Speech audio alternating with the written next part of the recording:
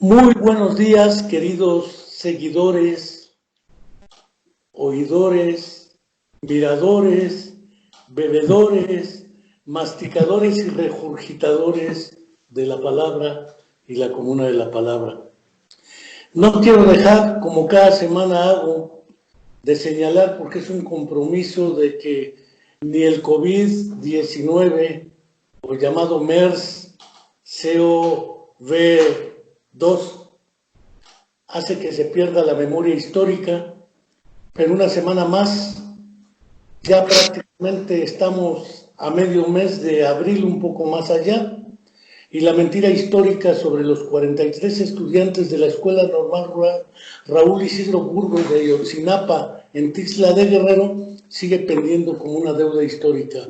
Más ahora que el presidente Andrés Manuel López Obrador dice que suplica que no se le haga nada a TV Azteca, no fuera Javier Sicilia porque se lo acaba en los medios, no lo recibe, no recibe a las víctimas de la violencia.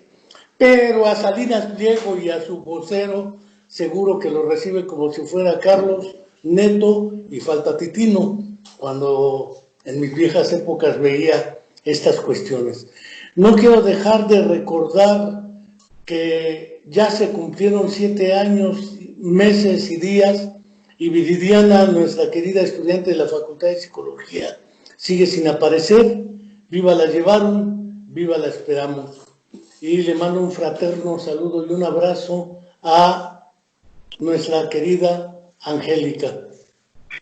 No quiero dejar de agradecer al doctor Jesús Ramírez Bermúdez, a quien ven ustedes directamente en la pantalla con su cara de seriedad. Así es el hombre. Por su tiempo, a tono con la neuropsiquiatría, por su tiempo y su aportación a esta comuna de la palabra. El día de hoy vamos a tratar algunas cuestiones. El doctor Jesús Ramírez Bermúdez es un neuropsiquiatra con una experiencia literaria también, porque también escribe.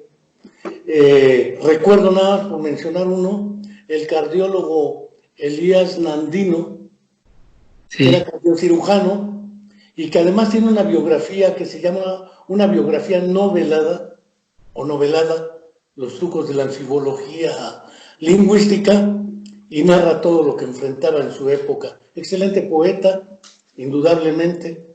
Y en la historia de la psiquiatría clásica tenemos grandes eruditos, y no quiero dejar de señalar que Jesús es un erudito bastante claro. Lo conocí a través de, paradójicamente, teniendo compañeros en común, Ana Ruth Díaz Victoria, que le mando un saludo, a Ivonne Flores Medina, Adela Hernández Galván. Por acá veo a Enrique Tejeda viéndonos, a quien le mandamos un saludo. No quiero dejar de mandar saludos a nuestra comunidad que nos sigue en el País Vasco, que nos sigue en Madrid, en Barcelona al doctor Jordi Peña, en el País Vasco naturalmente a Juan Carlos Arango Lasprilla, a Jesús María, también le mando, más bien José María. Le mando saludos a Perú, en Huancayo, mando saludos a Chile, Santiago, Buenos Aires, Argentina, en Puerto Rico, una seguidora ola de neuropsicólogos, y en nuestro propio país. No quiero dejar de señalar que, como señaló o dijo claramente en su tuit ayer en un comentario que hizo la doctora Bruma Palacios, ya habíamos comenzado este diálogo que no duelo, que no fuerte discusión, pero sí una discusión sabrosa sobre los orígenes de la psicoterapia y si esta es una disciplina subsidiaria de la psiquiatría, que a su vez es una disciplina subsidiaria de la medicina, o de la psicología, como sostenía yo. Es un elemento sabroso como para comenzar historiográficamente algunas ideas sobre los orígenes de la psicoterapia. ¿Qué es la psicoterapia? ¿Cuáles son sus fines? ¿Por qué la psiquiatría no está vedada de acceder a la psicoterapia? ¿Por qué la psicología originaria subsidiaria de la psicoterapia, o la neuropsicología, porque también hay problemas de salud mental. Tenemos clara la diferencia entre agudo y crónico. No es lo mismo un brote en estas circunstancias que ahora vivimos, de ansiedad, angustia, pánico, violencia, ira y desesperación, más lo que se acumule, que alguien que ya trae un trastorno, llamémosle por lo pronto obsesivo compulsivo o TOC, ya después veremos esas otras cuestiones. Pero ¿qué relaciones guarda la psiquiatría, la neurología, neuropsicología? Porque ya comentábamos ayer que el doctor Antonio Damasio ha sostenido que la psiquiatría, si hay una buena neurología y una buena psicología, es innecesaria. Creo que tajantemente y lógicamente puede sonar coherente, pero en la práctica es relativamente difícil de operar. Dejo planteados estos primeros problemas y sobre la dinámica iremos viendo algunas cuestiones. Ya comentábamos ayer en un ejercicio el doctor Jesús y su servidor acerca de las famosas historias biográficas del que dicen padre de la psicoterapia, Sigmund Freud, y comentábamos una tesis que sostiene Stefan Zweig, un amigo directo de Freud, excelente jugador de ajedrez, que curiosamente se suicidó con su esposa en Petrópolis, Brasil, porque creyó que los nazis iban a ganar la Segunda Guerra Mundial. Y al ver que la posibilidad real de que el Tercer Reich ganara, se suicidaron.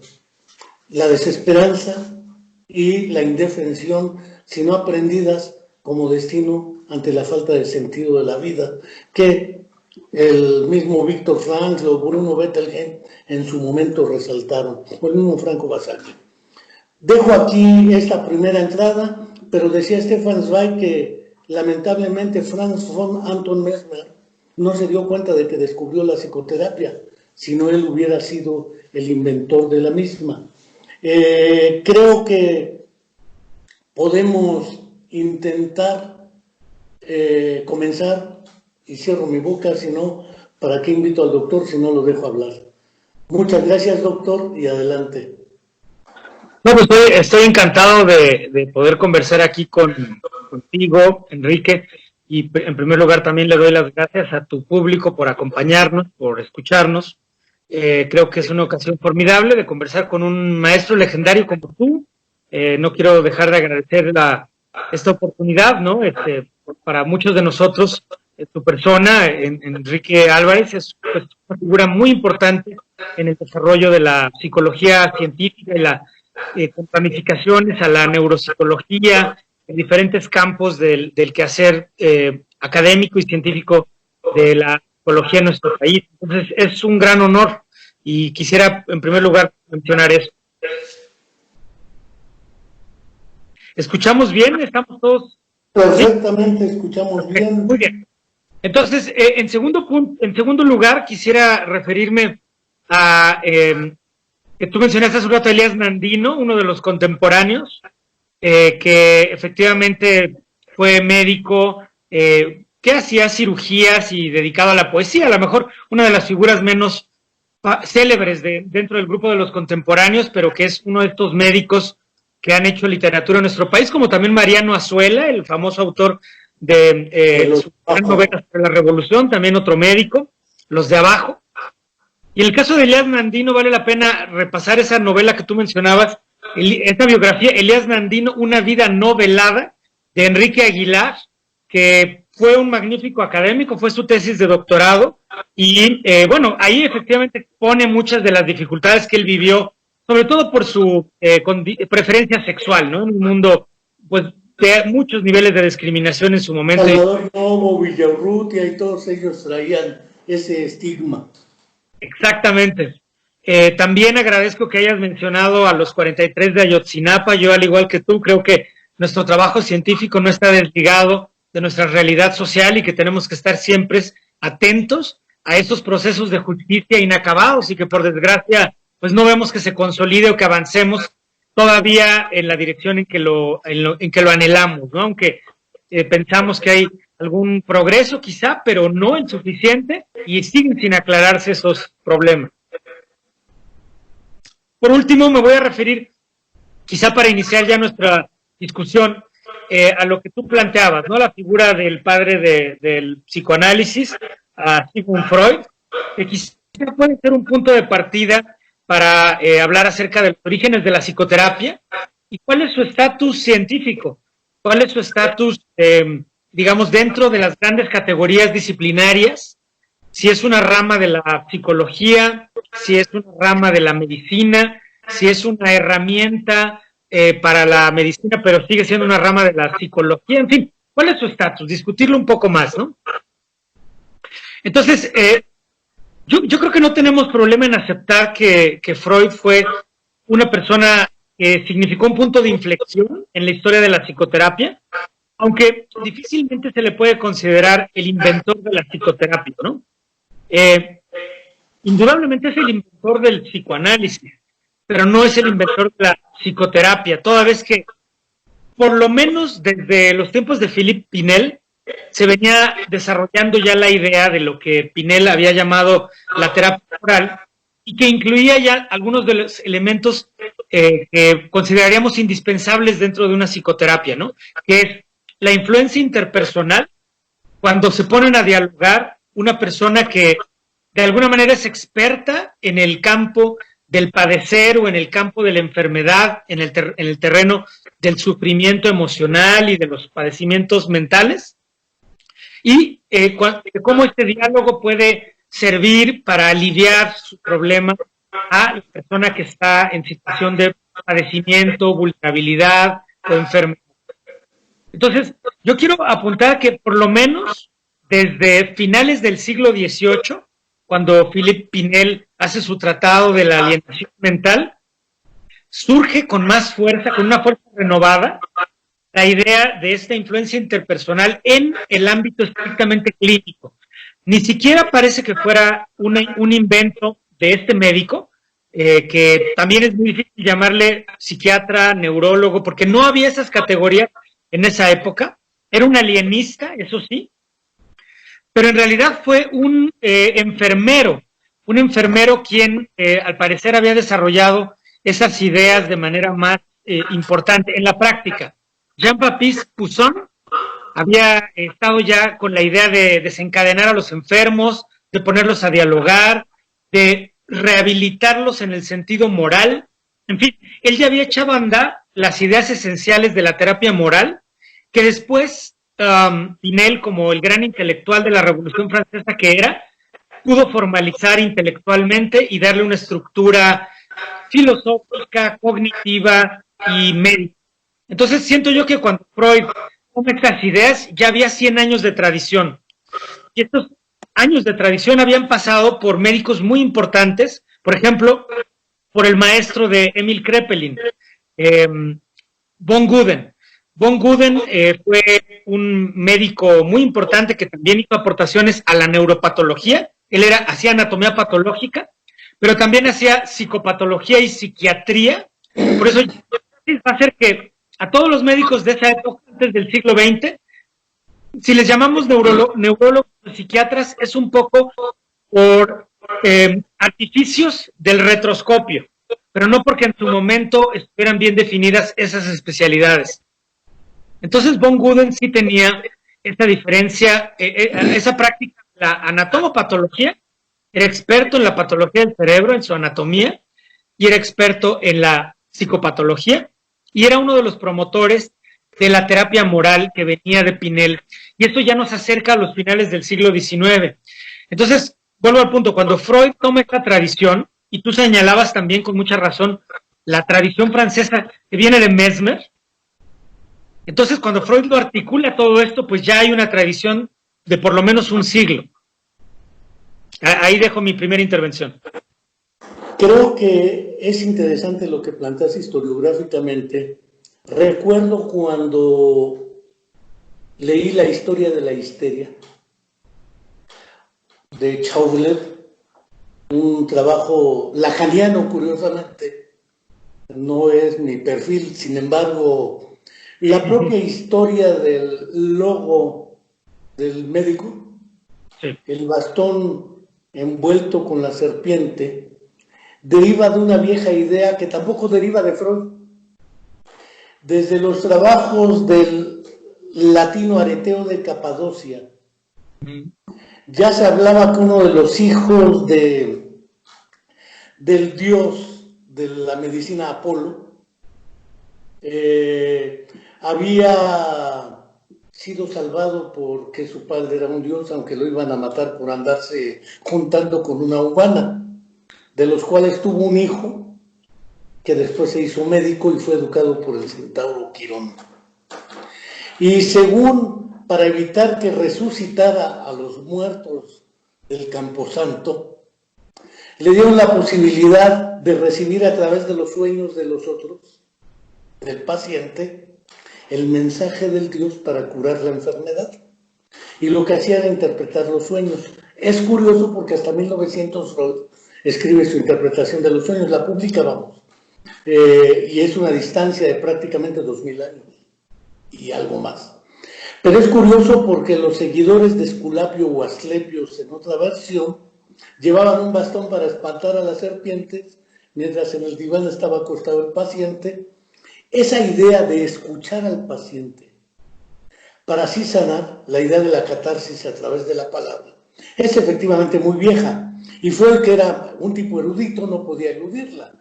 Es decir, Freud su cerebro no segregó como el páncreas segrega insulina, psicoterapia. No, él va recuperando la historia y naturalmente al diferenciarse de la psiquiatría alemana y austríaca, hablo del mismo, mencionas a Emil Kraepelin, podemos mencionar a otros, entre ellos hasta el propio Asperger, que se mantuvo y después lo acabaron acusando de nazi por juntarse con otros, que no está probado. Sin embargo, la psiquiatría en aquel tiempo, lo mismo que la neurología o la medicina o la cirugía, en todas las historias de la medicina, hay una breve historia de la medicina de González Cruzí, que prologa tu diccionario. González Cruzí ahí habla de las varias historias, y en las varias historias la cirugía aparece desde prácticamente los egipcios y los incas, que ya hacían trepanaciones, sobre todo en el Cusco, Perú.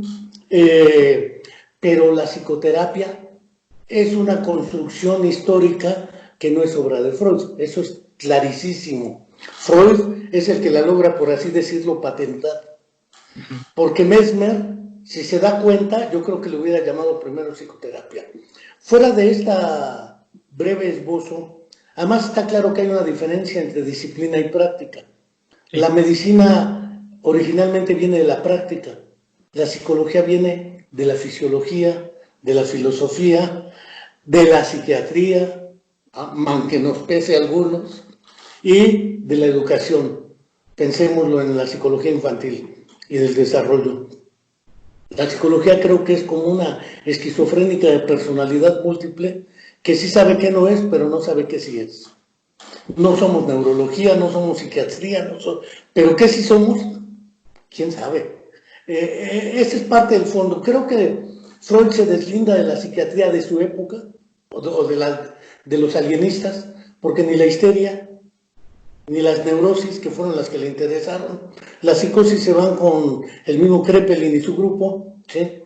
Y creo que la psicoterapia originalmente tiene sus fuentes en esa indefinición histórica, y sin embargo, algunos consideran a Freud el padre de la psicología. Creo que es también un exceso, no lo creo. La psicología tiene antecedentes en muchos elementos, sin embargo, valdría la pena, independientemente del origen sea, no había neurología, no había psiquiatría, ni psicología. Las primeras escuelas de psicología y licenciaturas son prácticamente hasta el siglo XX. De hecho, Luria y Leontiev son los dos primeros alumnos de la escuela de psicología en Rusia primero, y luego la sur. No existía psicología, existía como concepción, pero no como escuela. Creo que vale la pena en ese sentido pensar que la psicoterapia no se origina en la psicología, pues no existía tampoco. Sin embargo, el propósito y la misión de esta, sí.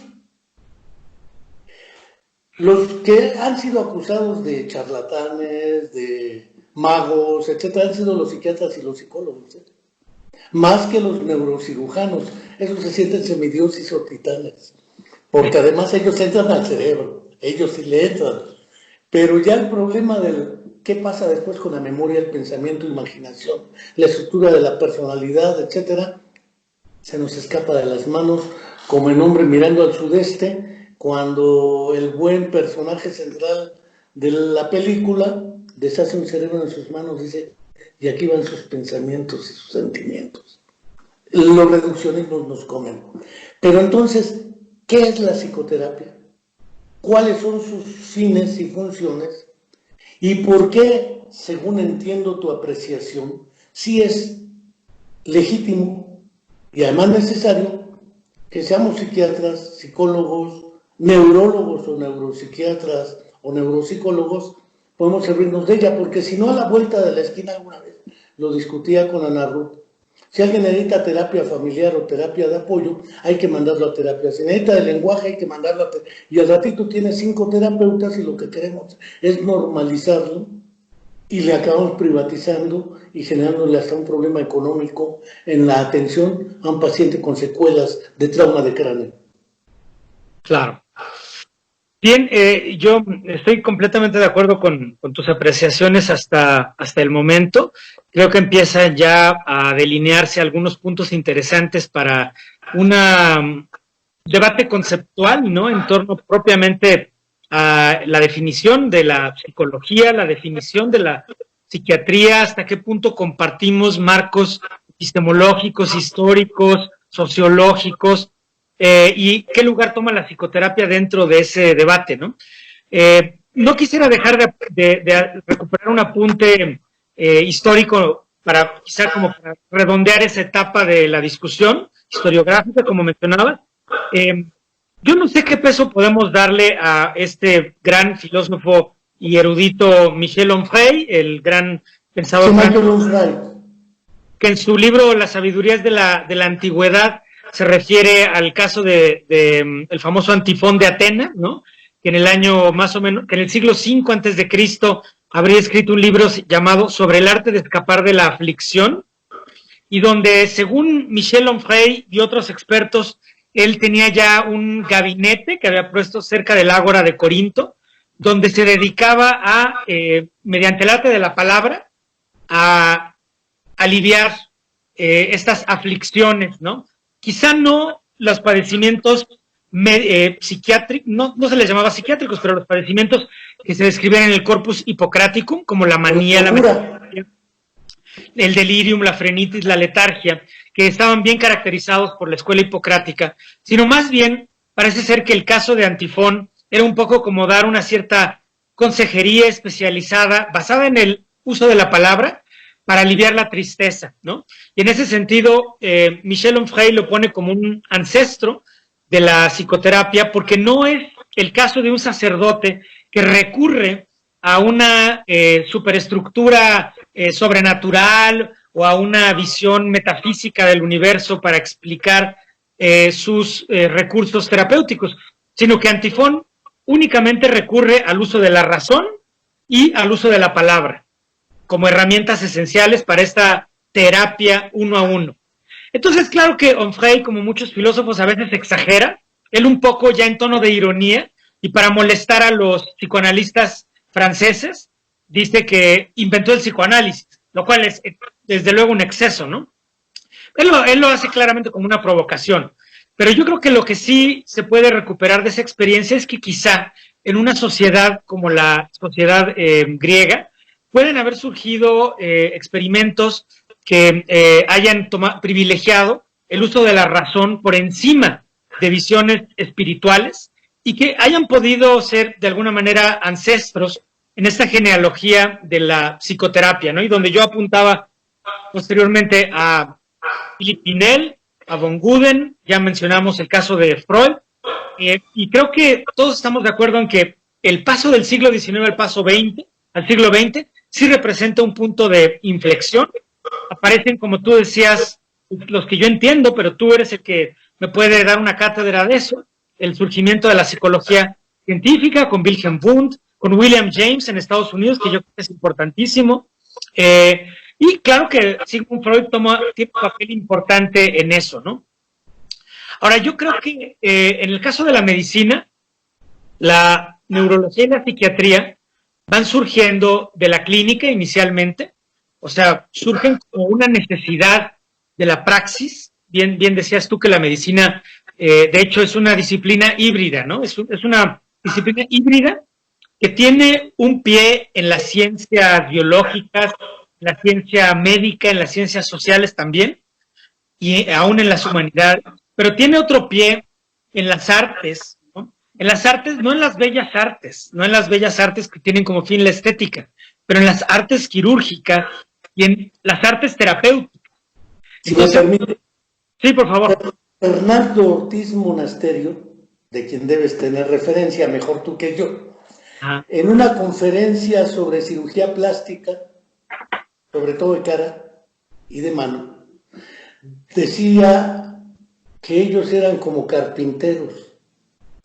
En realidad, el término kairos, griego, del cual deriva cirugía, significa el arte de usar las manos. Es curioso, etimológicamente hablando, porque Ortiz Monasterio decía a propósito que él concibe la cirugía como, y sobre todo la medicina, un arte y no como una ciencia, que pueda tener sustento científico a través de disciplinas como la fisiología, etcétera, ¿sí? Anatomía, que ha sido una vieja tradición desde el medievo, sobre todo en Oriente. Valga la pena recordar, por ejemplo, el collar de la paloma de Ibn Hazm, donde en las señales del amor dedica 2 capítulos a la palabra y al enamoramiento en sueños y la pérdida de la razón y la pérdida de la estabilidad por las emociones. Es curioso el referente porque antes que Freud lo está planteando un poeta, Ibn Hazm, por el 600, 500 de nuestra era. Y el mismo Aristóteles en el Tratado del Alma tiene muy claras las diferencias entre lógica, emoción, razonamiento y memoria. Él las diferencia nítidamente y creo que de ahí se alimenta Freud y las psicoterapias, por así llamarlo. Y no cabe duda que la medicina, concebida como es, no es una ciencia. Es un arte donde efectivamente el arte del uso de las manos y la razón. Para entrar, alguna vez debes conocer a Osvaldo Fustinoni, Semiología del Sistema Nervioso, una edición argentina del Ateneo, una belleza, pero creo que los clínicos han perdido mucho la historia de la semiología y su utilidad en función de la medicina basada en evidencias, que la evidencia, ya me acordaré de otro referente, pero ese arte médico y psiquiátrico deriva de una necesidad práctica, efectivamente, como dices. Lo mismo que los alienistas tenían la hipnosis o la catarsis o después la asociación libre por necesidades prácticas más que teóricas. Es correcto. Yo creo que la medicina como disciplina, no sé, yo le llamaré que es una disciplina híbrida, ¿no? Que representa una integración práctica de las ciencias médicas y de las artes médicas, ¿no?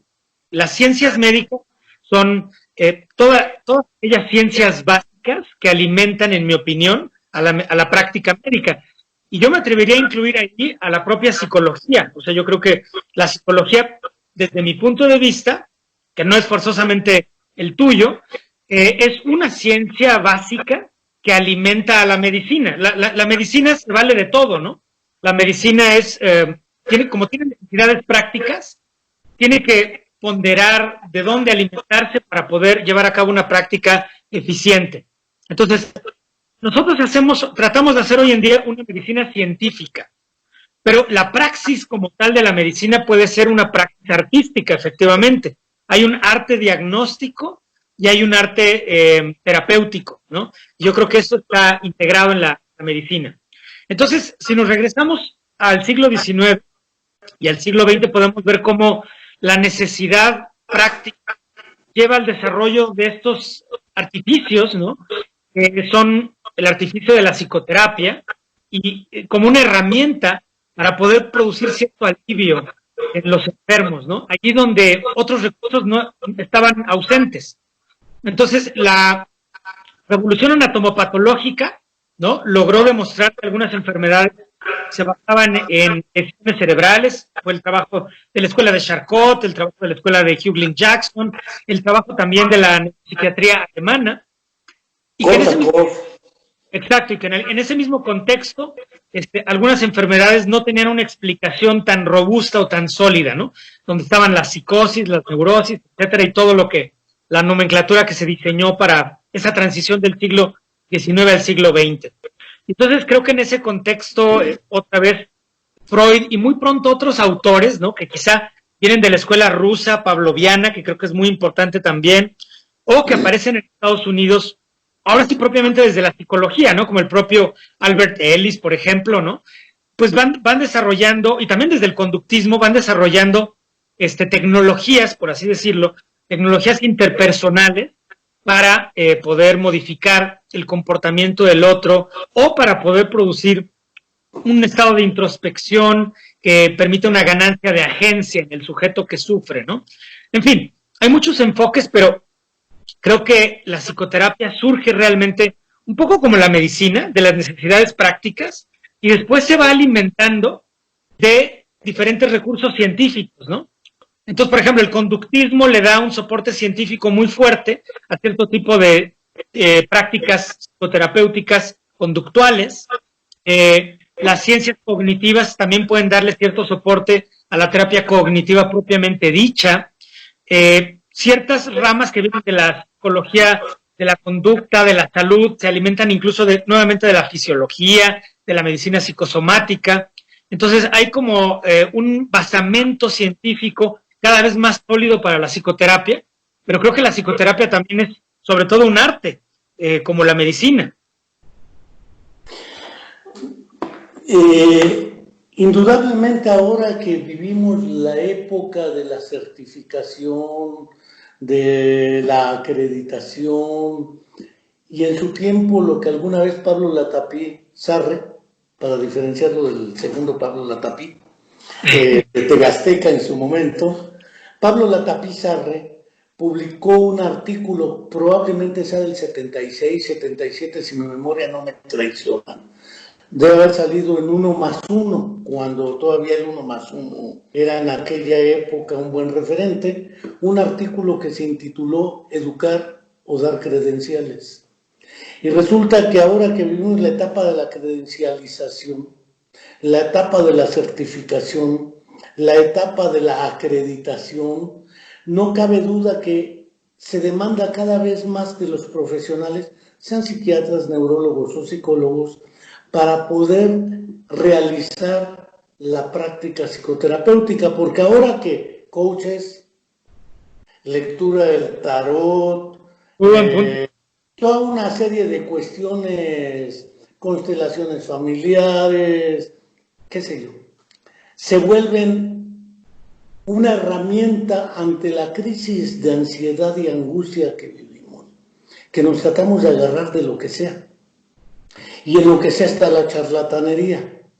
En algunos lados las asociaciones, en Estados Unidos particularmente a través de la APA, desde el paso del DSM-2 al DSM-3, es cuando se empiezan a precisar términos, conceptos, con fines de deslindarse del psicoanálisis. Eso lo dejan muy claro los propios dirigentes de la APA psiquiátrica estadounidense, hasta llegar al DSM-5, que ha sido una odisea en términos de hablar de una psicopatología, diría yo, descriptiva, porque lo único que hacen es brinca, salta, si cumple 3 de estos criterios de 5 y los otros 2, pues ya entra dentro del perfil. ¿Y qué hago?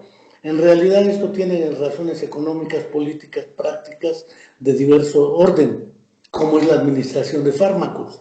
¿Quién puede recetar, quién no puede recetar? ¿Qué tipo de fármacos puede recetar quién incluso? Este tipo de circunstancias creo que llevan también al sueño acariciado de la certificación, porque si efectivamente la psicología, a diferencia de la psiquiatría, la neurología, la neuropsiquiatría, no cabe duda, es una disciplina muy libre. Cualquiera pones en su consultorio y puede hacer lo que quiera sin más ni más, y no hay estructura que le regule su práctica profesional.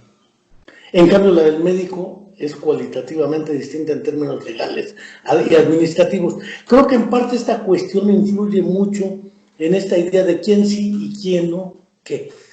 Pero en el fondo puede ser, diría Abraham Maslow, en su momento, cuáles son las cualidades para ser un buen terapeuta.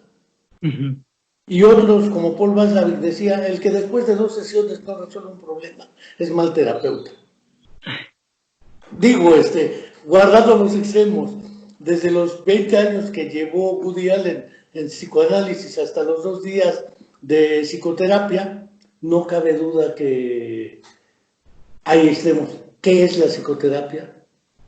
Y por qué efectivamente vale la pena regularla en esos aspectos. De otra manera, cualquiera se cree terapeuta, y como hubiera dicho en el 85, 86 Alberto Merani, mientras no podamos diferenciar claramente la psicología por su objeto y su práctica, no podemos impedirle a nadie llamarse psicólogo ni decirle psicología lo que hace. En neurología y en psiquiatría no es así. ¿Qué pasa aquí en este asunto de la psicoterapia? Ok, entonces, como yo lo veo, digamos que en el caso de la psiquiatría, ¿no? La psiquiatría es una rama de la medicina, algunos dicen una rama de la medicina interna. Yo no estoy tan seguro que sea una rama de la medicina interna porque también la psiquiatría tiene que atender pacientes pediátricos, entonces también podría ser una rama de la pediatría. En todo caso, es una rama de la medicina clínica que, al igual que sucede con la psicoterapia, se ha ido estructurando mediante diferentes paradigmas científicos que en una etapa pionera, ¿no?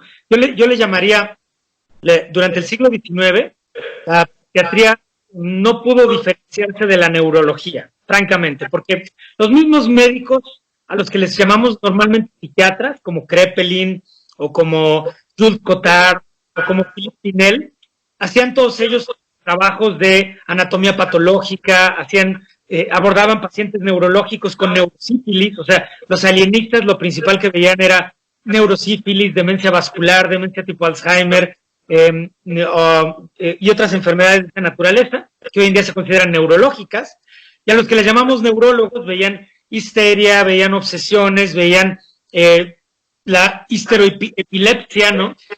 Padecimientos que hoy en día se les llama psiquiátricos. Entonces, estaban totalmente intercompenetrados y no había realmente un paradigma que los diferenciara correctamente. Creo que eso cambia a finales del siglo XIX y a principios del siglo XX. El psicoanálisis es importante en ese sentido porque aún que no tenga un estatus científico, representó un aparato conceptual capaz de elaborar la idea de que la génesis de ciertos padecimientos era eminentemente psicológica, ¿no? O sea, que había una psicogénesis de los trastornos mentales. Creo que la idea, independientemente de que sea falsa o cierta, fue revolucionaria en términos conceptuales y catalizó la diferenciación entre las disciplinas. Entonces, algunas disciplinas tendrían una génesis biológica, neurológica, y otras tendrían una psicogénesis. Y aquellas que tuvieran una génesis neurológica serían vistas por los neurólogos, y aquellas que tendrían una génesis psicológica serían vistas por los psiquiatras. Ese fue un paradigma que dominó sobre todo la primera mitad del siglo XX, cuando la psiquiatría era eminentemente psicoanalítica. Sin embargo, el psicoanálisis entró en una crisis muy fuerte, sobre todo una crisis epistemológica y científica. En parte, el auge de la psicología científica que venía del conductismo, etcétera, pues le asestó una puñalada quizá letal al psicoanálisis en los ambientes académicos, aunque no forzosamente en la cultura popular, ni forzosamente en la práctica privada, pero en los ambientes académicos sí, y el psicoanálisis quedó casi exiliado de los ambientes académicos, al menos como disciplina central, si bien todavía formaría parte del currículum de sociólogos, filósofos y de la historia de la medicina y de la historia de la psicología. Entonces, eso provocó un cambio de paradigma que coincidió con el desarrollo de la psicofarmacología, y entonces tuvimos una segunda etapa de una psiquiatría con una mayor orientación biológica, que sería el momento en el que se da esta división entre biologistas y psicodinámicos, que a mi juicio ya está superada.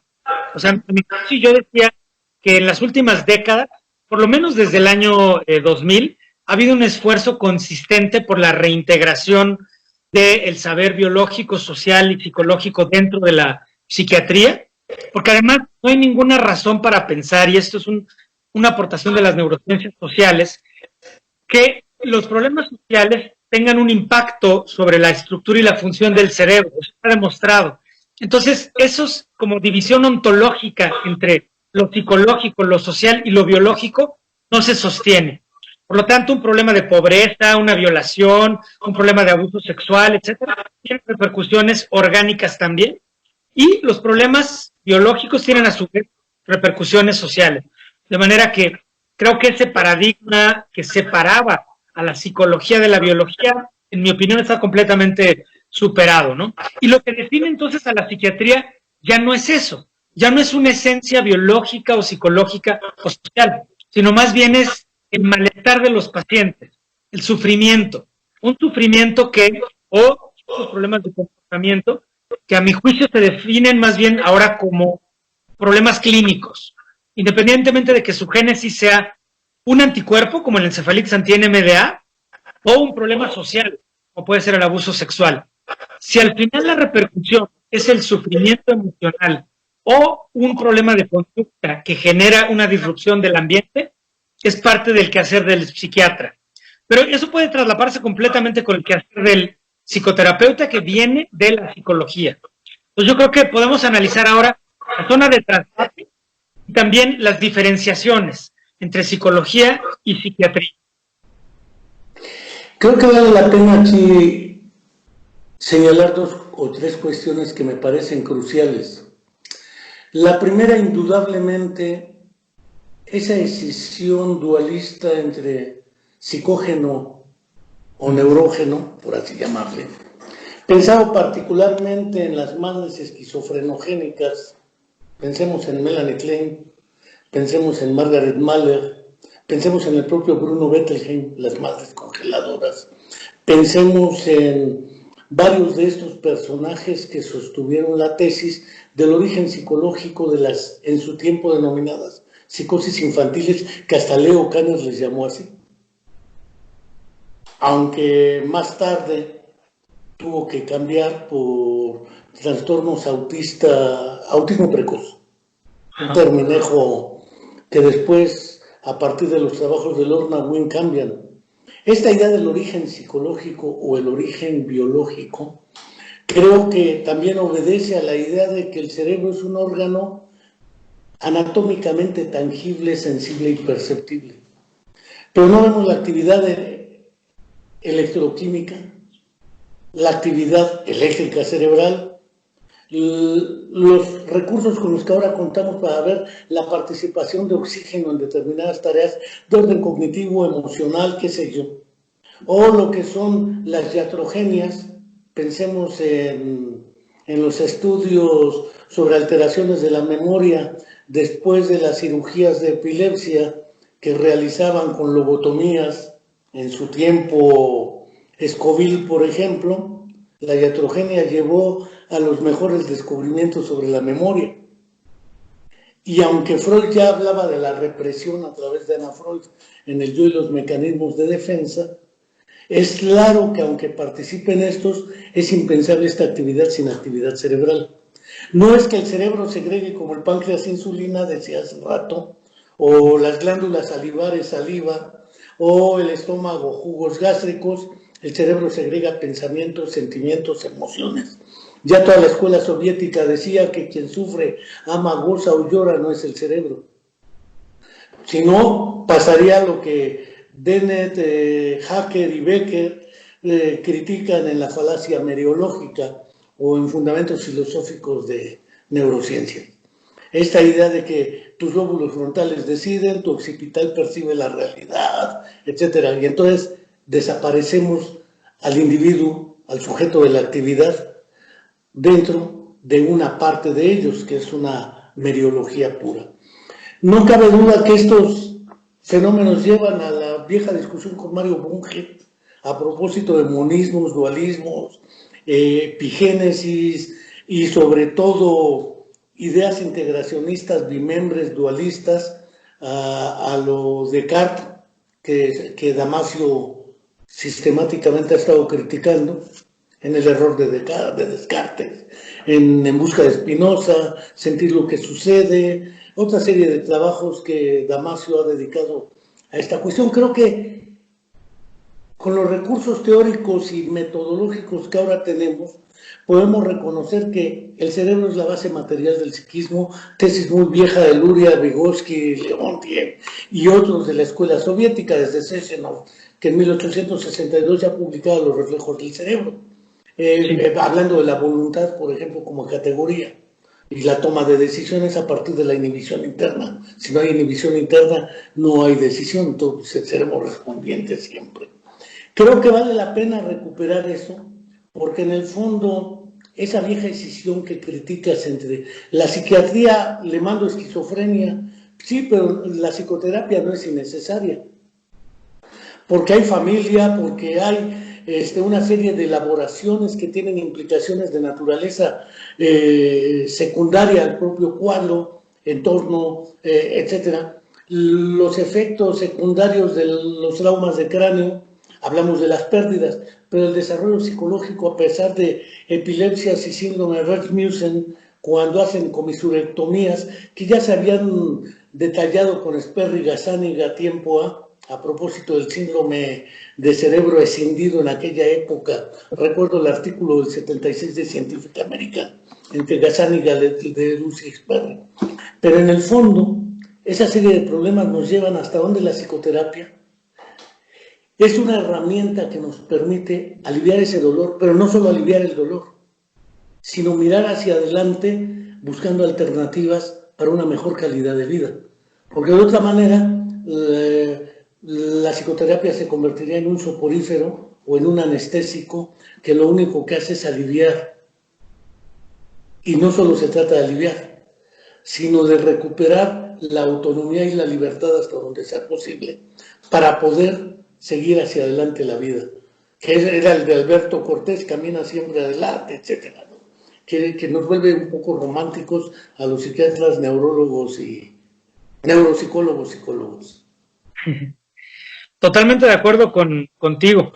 Y yo creo que ahí la psicoterapia, volvemos a un punto, ¿no? Que creo que a medida que avanzan los años y que vamos teniendo una imagen más clara de cómo son los problemas de salud mental que afectan a la población mundial, nos queda claro que quizá un porcentaje menor de ellos pueden resolverse con el uso de psicofármacos. Yo me voy a referir ahora a un artículo que salió se llama No Health Without Mental Health, no hay salud sin salud mental, de Martin Prince y el grupo inglés del King's College, que nos muestran de cómo hay un porcentaje que es como la quinta parte de la carga global de la enfermedad por cualquier causa, incluyendo tuberculosis, cáncer, etcétera, se debe a padecimientos neuropsiquiátricos, ¿no? Neuropsiquiátricos quiero decir por un momento la depresión, los trastornos a las adicciones, otros problemas psiquiátricos como la esquizofrenia y el trastorno bipolar, pero también la enfermedad vascular cerebral, la epilepsia, etcétera. Bien. De ese amplio universo de problemas de salud que corresponden estrictamente a la salud mental o a la salud neurológica, la gran mayoría de los problemas requieren un enfoque psicoterapéutico. O sea, la psicoterapia se requiere con todos los pacientes, incluso con pacientes neurológicos que tienen epilepsia, que tienen enfermedad vascular cerebral, que tienen diabéticos, adherencia terapéutica, el manejo del dolor crónico, el propio envejecimiento normal, qué sé yo. Exacto. Además, está el gran campo de la salud mental donde los problemas de depresión severa o que requieren, por ejemplo, el uso de psicofármacos, en realidad es la parte más pequeña del pastel. La parte más grande del pastel es todo eso que Freud llamara el malestar en la cultura, ¿no? Todas las personas que tienen muchas formas variadas de sufrimiento, malestar, síntomas diversos, etcétera, pero que no forzosamente van a mejorar con un medicamento. Entonces yo creo que las necesidades sociales de psicoterapia son mucho mayores que las necesidades de farmacología, aunque las necesidades farmacológicas son reales, auténticas e indispensables. pero cuantitativamente pienso que hacen falta más psicoterapeutas. Y por eso yo pienso que del gran grupo de los psicólogos, ¿no? Del mundo de la psicología, que es un grupo mucho más grande que el de los psiquiatras, porque en México, por ejemplo, hay creo que entre 3,000 y 4,000 psiquiatras. No sé cuántos psicólogos existen. Pero yo tuve más de 5,000 alumnos. Bueno, entonces me imagino que en México debe haber entre 20,000, 30,000 o 50,000 psicólogos. No sé cuántos serán. Médicos hay como 150,000, si mal no recuerdo. Entonces, yo creo que si el esfuerzo conjunto entre psiquiatras y psicólogos debe ser por la profesionalización de la psicoterapia. Eso sí creo que es un requisito indispensable para la praxis. Sí se puede distinguir al charlatán del psicoterapeuta que tiene un entrenamiento formal. Y creo que ese entrenamiento formal lo pueden realizar los psiquiatras y lo pueden realizar los psicólogos, pero siempre es un entrenamiento especializado donde se requieren muchas horas de vuelo, muchas horas de vuelo. Por ejemplo, el psiquiatra tiene un entrenamiento en psicopatología, una psicopatología clínica práctica del día a día. Está 4 años viendo personas con padecimientos mentales. 4 años después de haber hecho su carrera de medicina. Eso le da muchas capacidades clínicas, pero no lo convierte en psicoterapeuta. No lo convierte en psicoterapeuta a menos de que reciba un entrenamiento formal para ello, con supervisión de psicoterapia, con una psicoterapia para él, con un seminario de psicoterapia y sobre todo con pacientes de psicoterapia, específicamente donde tenga que amarrarse las manos y no querer recurrir al fármaco todo el tiempo. Y por otra parte, yo creo que los psicólogos, es mi opinión, mi sueño guajiro, porque pues yo no soy psicólogo, pero yo pienso que los psicólogos, para ser psicoterapeutas, deberían de hacer un doctorado, en mi opinión, de 4 años de formación. Porque hay muchos psicólogos que con 4 años de licenciatura quieren empezar a hacer psicoterapia. Y la verdad, eso me parece muy incorrecto. Yo creo que un psicólogo debe de, después de su licenciatura, hacer un posgrado en psicoterapia. Y ese posgrado de psicoterapia para el psicólogo y para el psiquiatra pueden tener muchas analogías. O sea, de hecho deberían de tener como una homologación curricular esos programas, pero tienen que ser programas donde el reto para mí es la integración de la psicoterapia, porque hoy en día vemos una torre de Babel de las psicoterapias, ¿no? Hay tantos lenguajes psicoterapéuticos con muy diferente estatus científico entre sí. Y yo sería partidario de las ideas de, por ejemplo, Marvin Goldfried, que habla de que la psicoterapia quizás se encuentra en un estatus científico pre-paradigmático. O sea, no ha construido su primer gran paradigma científico unificado, donde podamos saber qué cosas del psicoanálisis tienen validez, qué cosas de la terapia cognitiva tienen validez, qué principios de la terapia conductual tienen validez y cómo combinarlo. Porque hoy en día lo que vivimos es la separación de las escuelas. Y entonces esto funciona más bien como iglesias, en vez de que funcione como una ciencia integrada. O sea, cuando uno estudia medicina, no estudia medicina occidental versus oriental versus medicina. No, estudias una sola medicina, que es la misma que se estudia en Japón, en Inglaterra, en todos lados. Y yo creo que la psicoterapia no ha entrado en ese paradigma, en esa etapa de paradigma científico, sino está en una situación paradigmática todavía. Es ahí en ese argumento donde veo efectivamente que la psicología es la madre de la cual ha dependido la psicoterapia.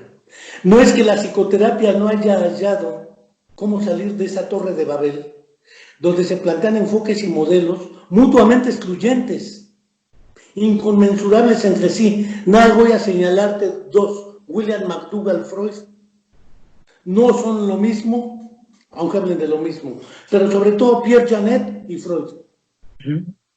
No cabe duda que hablan de lo mismo, pero no de lo mismo. Cuando el término era, mencionabas hace poco en tu Twitter, un poco la historia de la melancolía, un viejo trabajo británico a propósito de la melancolía como término. Ya está en desuso el término melancolía, como muchos otros, manía. Ya no se habla de maníaco depresivo, se habla de bipolar. ahora se habla de TOC. Cambian los términos, pero los referentes no necesariamente son mandados a lavar porque no significan lo mismo hoy que antes. Esa torre de Babel no tiene salida, según mi humilde opinión, mientras la psicología no resuelva su identidad. Es ahí donde se demuestra que no puede haber una psicoterapia sólida y homogénea, un paradigma de la psicoterapia, mientras no haya un paradigma de la psicología sólido y fundado científicamente como unidad. Pero tampoco creo que sea de fácil resolución, porque meterse a la subjetividad humana, tan solo pensar en el contexto musulmán, o en el contexto chino, o en el contexto de la India, e históricamente en diferentes épocas, diferentes actitudes, por ejemplo, hacia la locura, la normalidad, la patología, que en su momento George Canguilhem, en Lo normal y lo patológico, dejó bien clara, ese Derlinger, el mismo Michel Foucault, o Erving Goffman, en Estigma y en Internados, aunque Erving Goffman, los psiquiatras estadounidenses no lo han querido nunca. Por lo demás era sociólogo, no era psiquiatra, ¿sí? Pero pensar Cooper, Basaglia, Armando Suárez, el mismo Monsiváis, que no era psiquiatra, Silvia Marcos, David Cooper, Franco Basaglia, Franca Basaglia, Armando Suárez, toda esa serie de grupos que han cuestionado ciertos usos de la psiquiatría, aunque globalmente en el costal de antipsiquiatría entró todo lo que no fuera a favor de una postura, como dentro del contexto de Gestalt, o dentro del contexto de cognitivo. En cognitivo nace con la psicología de la Gestalt hacia 1890, el conductismo 1910, Vygotsky para 1924 está planteando otra línea, Piaget en 1924 también, Vallon también en 1924-25, por el otro lado aparecen otra serie de corrientes y más corrientes, y resulta que a la vuelta de los años tenemos modelos inconmensurables entre sí.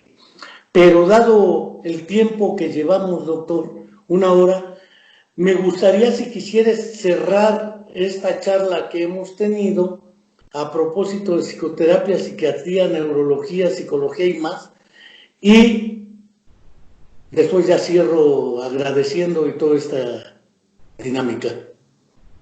Pues muchas gracias, Enrique. Realmente agradezco mucho la oportunidad, como lo dije, de dialogar con un maestro legendario como lo eres tú, y de aprender de tus conceptos.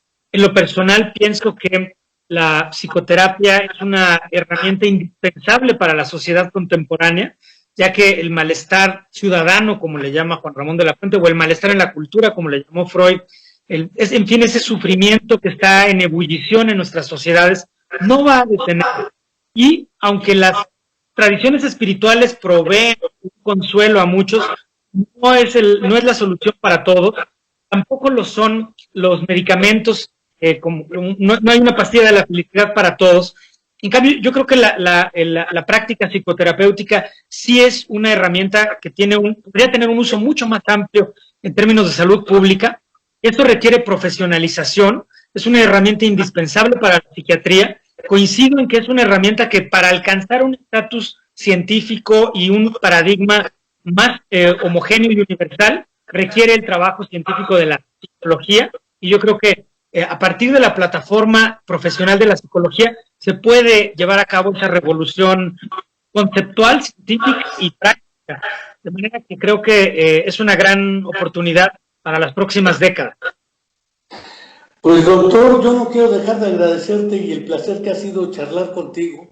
Ya charlaremos de literatura y neurología.